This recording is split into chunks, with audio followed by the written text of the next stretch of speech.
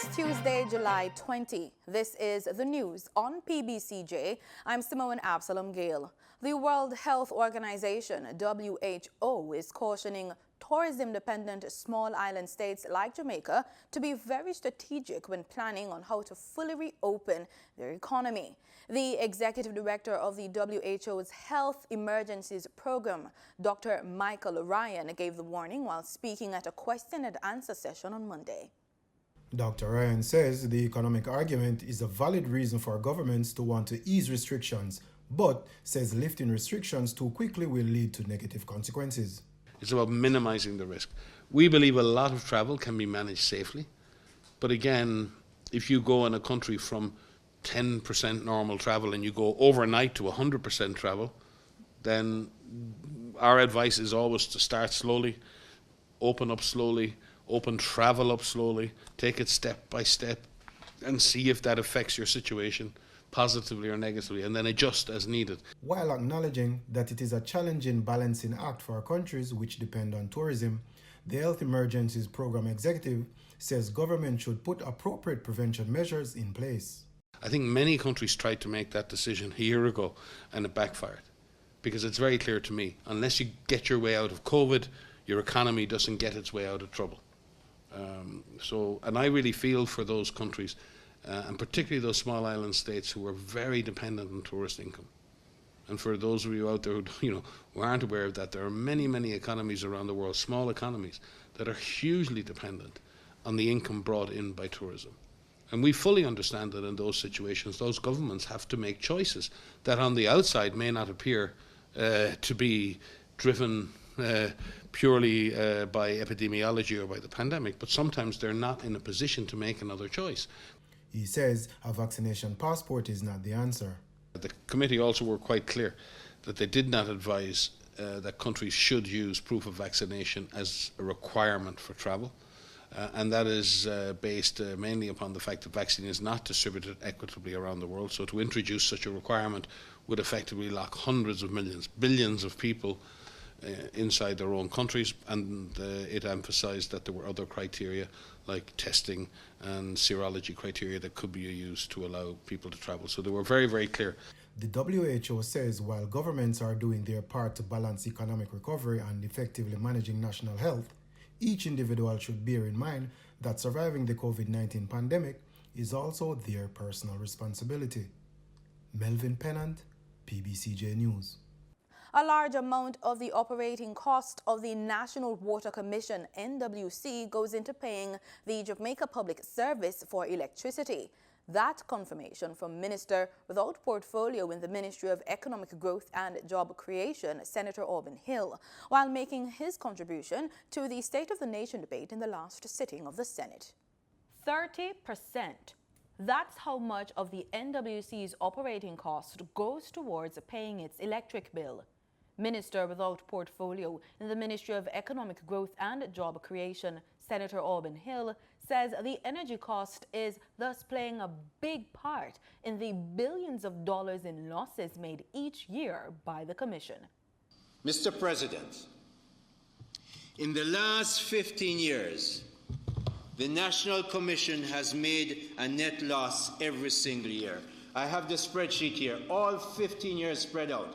I have the profit and loss, and I have the balance sheet, all spread out. 15 years of loss. Now, some accountants may challenge me on the profit figure for 2013 because there was a 1.15 billion profit, accounting profit for the year.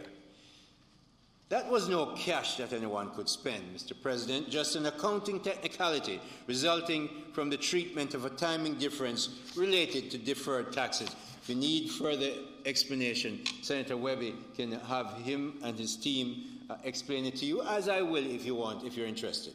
The total accumulated loss for the 15 years since 2006, Mr. President, is, listen to this, $42,908,370,000 Jamaican dollars.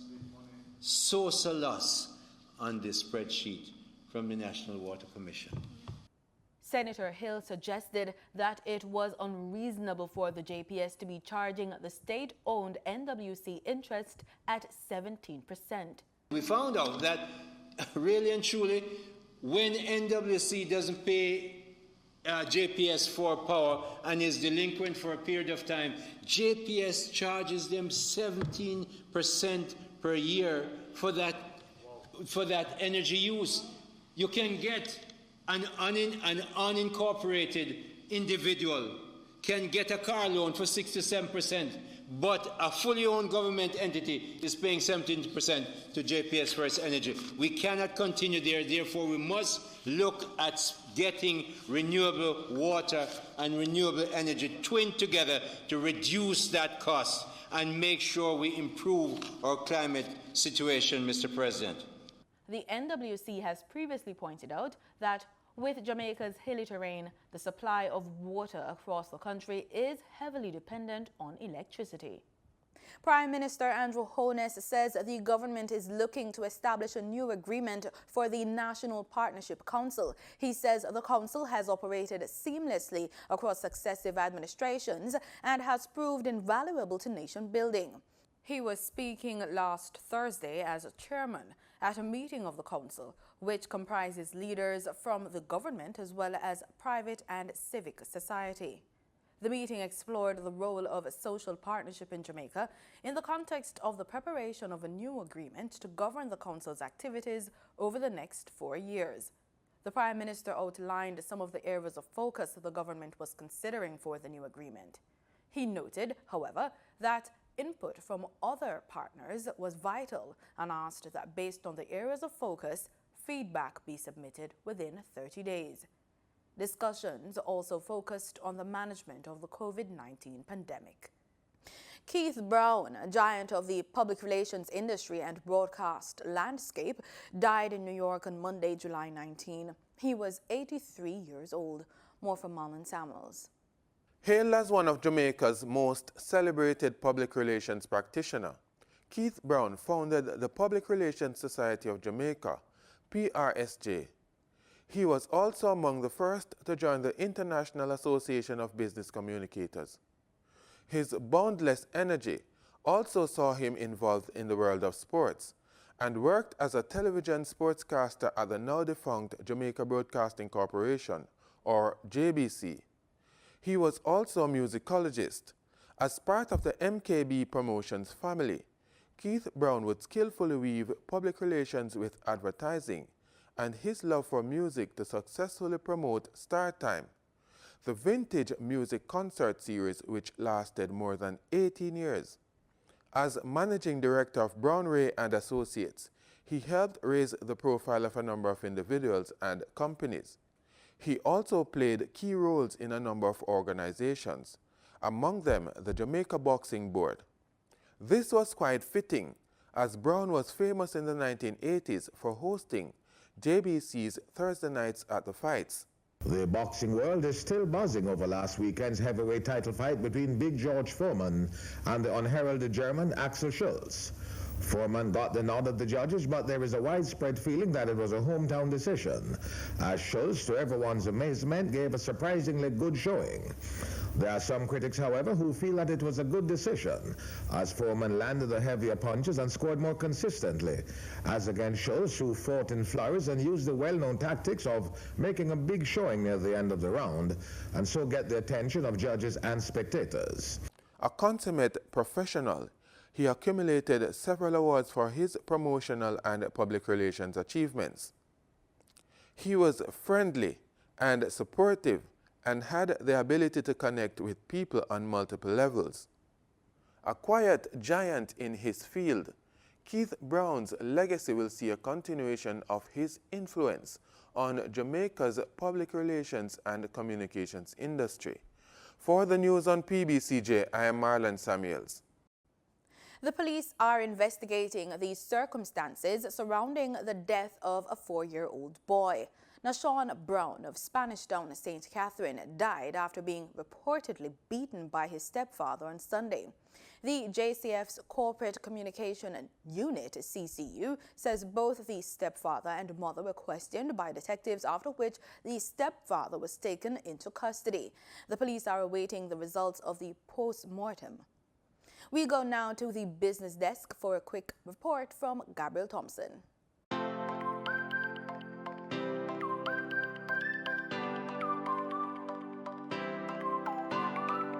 In Monday's trading session, the JSE combined index declined by 2,852 points to close at over 420,000 units. Overall market activity resulted from trading in 87 stocks, of which 32 advanced, 41 declined, and 14 traded firm. The junior market index advanced by 5 points to close at over 3,000 units. Stocks advanced for Blue Power Group Limited, Cargo Handlers Limited, and Caribbean Cream Limited. Stocks declined for Access Financial Services Limited, AMG Packaging and Paper Company Limited, and Barita Investments Limited. Trading firm were 138 Student Living Jamaica, 1834 Investments Limited, and Siboney Group Limited. Radio Jamaica Limited was the volume leader with 8.2 million units, followed by Sagicor Select Funds Limited Financial with over 2.2 million units, and Trans Jamaican Highway Limited USD with 1.6 million units. In foreign exchange trading for Monday, July 19, the US dollar sold for an average $154.96. The Canadian dollar ended trading at $122.58. The pound sterling traded for $213.23, and the euro sold for an average $184.09. In market data for oil, prices slumped $5 a barrel on Monday, closing out its worst day since March after an OPEC Plus agreement to boost output stoked fears of a surplus, just as rising COVID-19 infections once again threatened demand. Brent crude futures added 0.35 points to settle at $68.97 a barrel. West Texas Intermediate crude gained 0.42 points to settle at $66.77 a barrel. And with that, we close this Tuesday edition of the Business Report Inside the News on PBCJ. I'm Gabrielle Thompson. Pleasant viewing.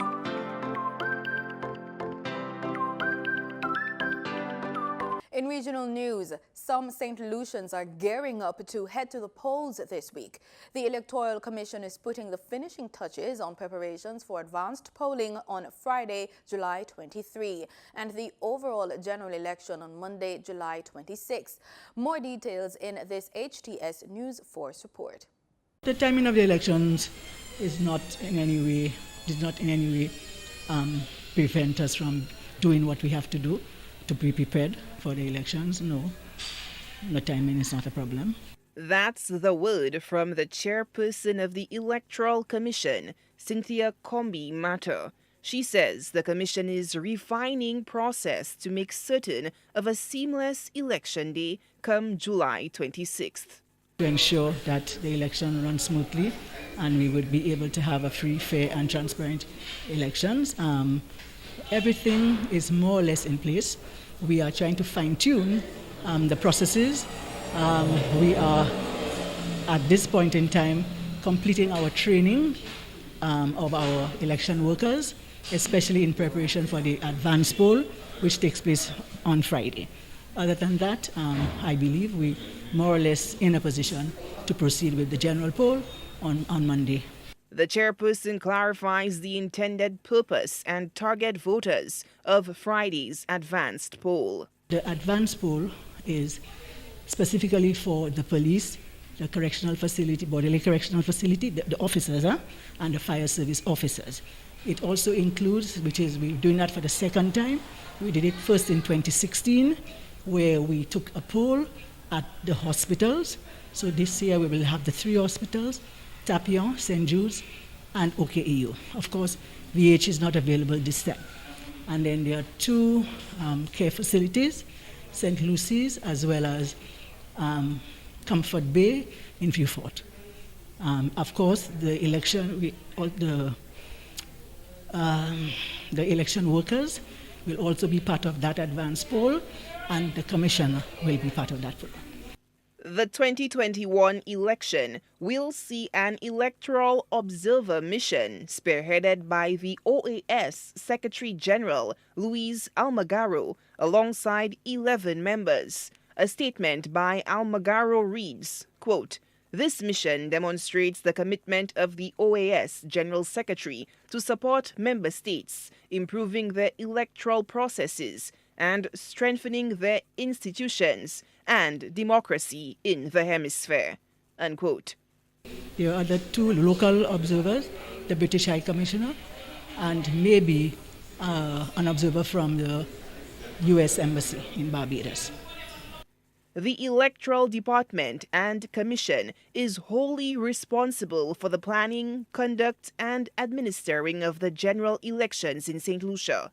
With the poll date less than a week away, the Commission continues to iron out the finer details to ensure a free and fair general election. Solange Alfred, HTS News Force. Proprietors in the food service industry in Trinidad and Tobago reopened their doors on Monday, almost 3 months after being closed in adherence to the public health restrictions. Doubles and fast food were the preferred choice for customers who were eager to get their appetites wet. Karen Kozier-Phillip of TTT News tells us more. Vendors throughout the country were the first to receive customers on Monday after a hiatus for almost 3 months. TTT News visited Source Double Stand in Currap, where customers were masked and socially distanced. At the Caroni roundabout, it was a bit early, but one doubles vendor was optimistic that sales would pick up. Real happy, you understand? About 10 of my customers don't call me for the morning, they come in just now, so I'm feeling real happy now, but I'm happy out, working, back again, and out in the grind again. In Shoguanas, staff at the Monroe Road branch of Royal Castle were anticipating an influx of patrons throughout the day. Central Area Manager Daniel Siberan reported an uptake in drive-through and delivery orders. As for prices of their chicken meals, he doesn't foresee an increase just yet. For today, the prices are the same as they were before the shutdown, but I can't anticipate, I can't answer as to what they would be in the future because we know the cost of raw materials have gone up. Affected by the closure of food establishments in 2020 and 2021, the management of Tal Curry Limited in Endeavour had to shut down one of their 2 locations. However, they are trying their best to absorb the increased costs as much as possible. The price of cheese went up. Oil has almost doubled in price. Market goods, fresh goods is soaring right now. A lot of the stuff that are imported as well from some of the imported wholesalers, the prices are also very, very high. Our cameras also roved through Port of Spain and captured long lines at the McDonald's drive-thru on Cipriani Boulevard and KFC in Maraval. Karen Kozier-Phillip, TTT News. While one Tobago food establishment owner is also grateful to reopen, she stressed that she would be ensuring that health protocols are maintained. She explained that her operating space located at the Milford Road Esplanade has enough space for social distancing. Make sure I have on my mask. Right on the side of here is my sanitizers. My customers, when they come at my business place, I'm going to make sure that they have on their mask. There's a sink next door where they can get their hand washed. So I want, as the business owner and my customers to practice that 3W. Wash your hand, wear your mask, and watch your distance. Douglas said though Monday's operations were slow, she expects upcoming days to return to the usual business. She added that all food establishment owners have a responsibility to abide by the health protocols so that they can remain open. I want to say we want Dr. Rowley to keep our business open. We do not want to be closed again. Because being home, it was a little restful, but I miss my customers. So let us all practice those 3W so that we will keep safe and everyone in Trinidad and Tobago would be safe. The scene across Tobago was a quiet one. Customers slowly trickled in at various food establishments. No long lines were seen both in the capital nor in the Crown Point area. A member of the COVID-19 task force in St. Kitts and Nevis is rejecting the notion that the task force is engaged in discrimination against unvaccinated residents. Glenn Bart of SKN Newsline reports. COVID-19 task force member Dr. Cameron Wilkinson rejected the notion that the task force is engaged in discrimination against persons not vaccinated against the COVID-19 virus. Speaking at a recent NEOC COVID-19 briefing, Dr. Wilkinson said their efforts with vaccination is about protecting citizens and residents who cannot be vaccinated, such as the elderly and children under 18 years of age. His comments came in the context of discriminatory claims made because of approval of a major sport event, the Caribbean Premier League, the highly popular T20 cricket tournament that comes to St. Kitts and Nevis this year. Our fight has also been for the pregnant mother and the unborn child who cannot be vaccinated. And so there is no discrimination against those persons at all. By us encouraging you out there who can be vaccinated to go forward and get vaccinated is so that you can protect those persons. Our fight has also been for the elderly and frail who cannot be vaccinated. And so there is no discrimination against those persons. We are encouraging you again who are out there who can be vaccinated to go forward so that you can protect these persons. As it relates to mass events, and CPL is a mass event, we know that mass events can be super spreaders. And so in the first instance, as we are moving forward with mass events, we are saying that they can be safely done with vaccinated adults. And if one wants to go to the CPL and you can be vaccinated, then you can simply go forward and get vaccinated so that you can attend the CPL game. There is no discrimination at all. And so by having a crowd or our spectators attending the CPL who are vaccinated, we know that the chance of getting a super spreader event emerging from this is significantly decreased. Current protocols are also impacting many entertainers, with their sources of income generating events deemed potential super spreaders of the COVID-19 virus. Glenn Bart reporting for SKN Newsline. On Monday, Mr. Motegi Toshimitsu, Minister of Foreign Affairs of Japan, who is currently visiting Jamaica, held a telephone talk with Dr. Ralph Gonsalves, St. Vincent and the Grenadines President and Prime Minister. Mr. Motegi expressed his sympathy over the extensive damage to St. Vincent and the Grenadines caused by the eruption of Le Soufrière volcano this April. He stated that Japan provided emergency relief goods in April and decided in July to extend emergency grant aid of $1.58 million for assistance. This comes in the form of shelter, renovation, and food assistance. The minister also stated that Japan is implementing grant aid for the provision of medical equipment as a measure against COVID-19.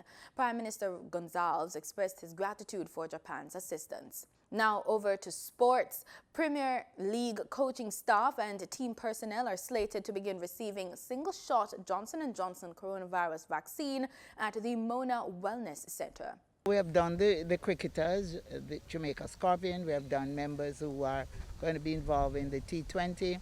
We have done the Jamaica Cricket Association officials and a number of other persons.